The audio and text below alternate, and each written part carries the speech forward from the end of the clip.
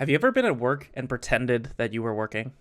Usually when it's not busy and a boss walks into the room, you stop looking at brain rot We can go get for got. That's that. We can go ResumeLab. to make it look like you're working. I do it all the time. In fact, I've been scolded for not looking like I'm busy. I've had bosses who have literally said, just make it look like you're working. Why? To make you feel better? All of my poorly paying jobs have been public facing, so it's something that keeps up appearances, I guess. The customers expect us to look like we're working. Why? This is a part of our culture that's ingrained into our work. A large part of many people's jobs is to make it look like you're working. This video idea spawned from my whole working life at the young age of 24. The theater of work is important for most workplaces, especially when you're at the bottom of the totem pole. We have become a civilization based on work, not even productive work, but work as an end and meaning in itself. Bullshit Jobs by David Graeber. Graeber's work inspired this essay as well. I discovered his work last year, and he brings socialist ideas into a modern vocabulary very well. Producing real value is looked down upon in our society. Higher wages go to bullshit jobs, while jobs that are of service to others are not rewarded with money. Shit jobs. This is classic Marxism theory of value. His theory of value states that labor is the principal way of valuing commodities. The implications of this theory centers the worker as the person creating the value and not capitalists. Capitalists just take the surplus value created by the workers, which makes your bosses fucking crooks. So capitalists and bosses aren't big fans of socialism or workers' rights. I can't help but think of the finance bros and economics people who hate this opinion. Like, stay mad, bro. The judgment of someone being lazy or not contributing to society as much as a billionaire annoys the fuck out of me. I went to Chapman University, in case you were wondering where these guys are. Go Panthers.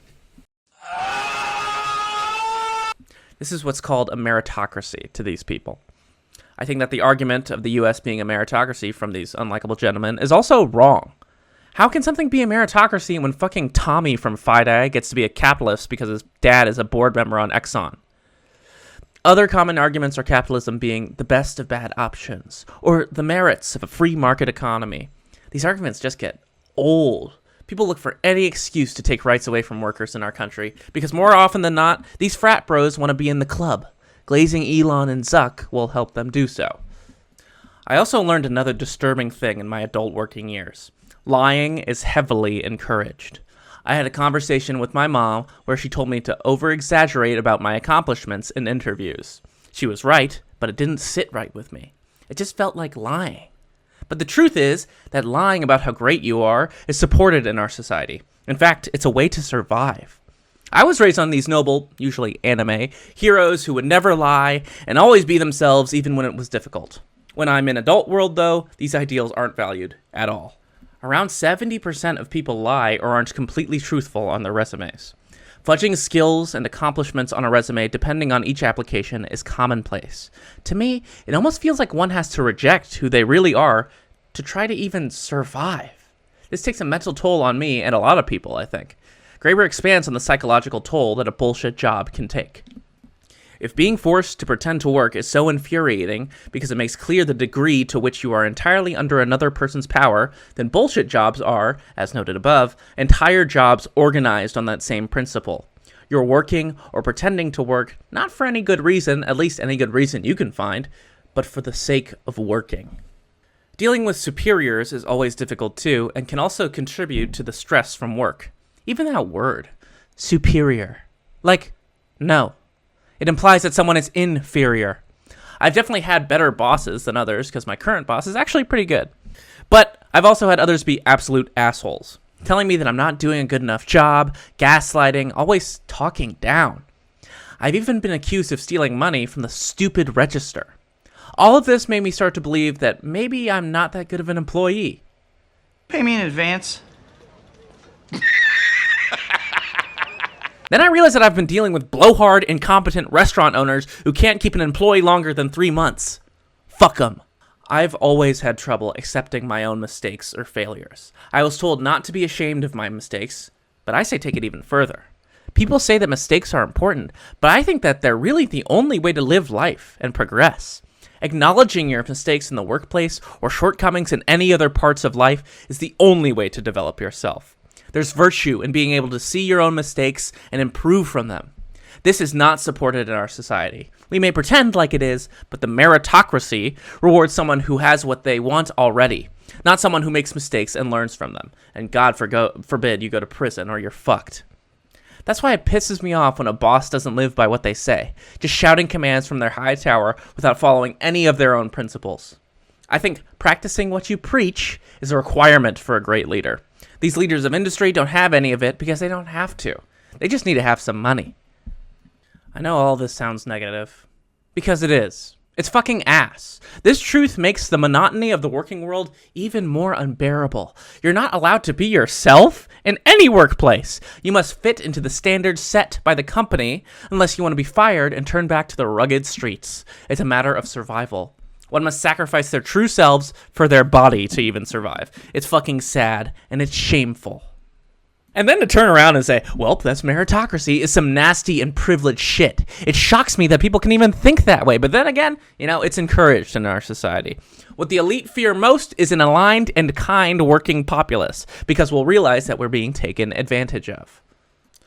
Another part of me is a little more realistic about the situation, though. Yes, it may be unfair, but I need to make it work with what I have. Performing creative acts like making this video make me feel a little better about all this stuff. It feeds my spirit and works against the rigmarole of daily waged working life. Rigmarole, good word. But even then, the insecurity and doubt still floods in. I wonder if my shit is any good, or if anyone will even watch. That feeling of inferiority is another infection from commodified acts of creativity. All we see is what a corporation wants us to see when we go to theaters, TV, or even social media. Something profitable. It's hard not to feel down from all this shit, but I think it's important to acknowledge the difficulties of the system we live under. Making sure every person feels fulfilled in their life seems to be a long ways off from where we are, but I still hold out some hope. Busy work is a fact of life, but there can be some meaning squeezed out of the seemingly pointless drudgery. Experience informs life, and there can always be something gained. I come back to big bass Nietzsche, and what doesn't kill you makes you stronger. I change how I feel about whatever work I'm doing day to day. Sometimes I feel inspired and energetic, while other days can get me down.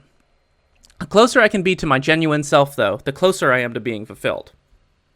We only have the present moment, really. I hate common job terms, but there's one that has stuck with me.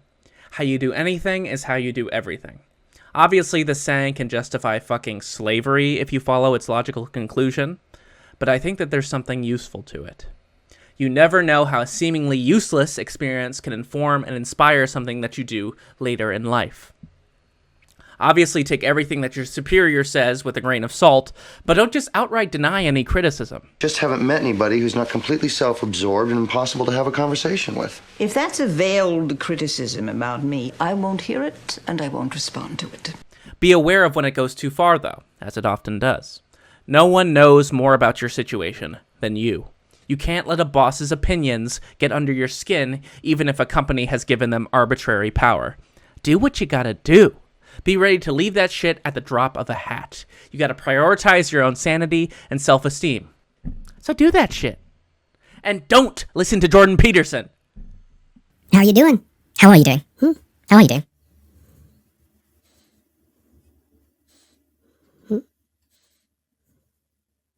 Brilliantly and terribly. That's it. Bye.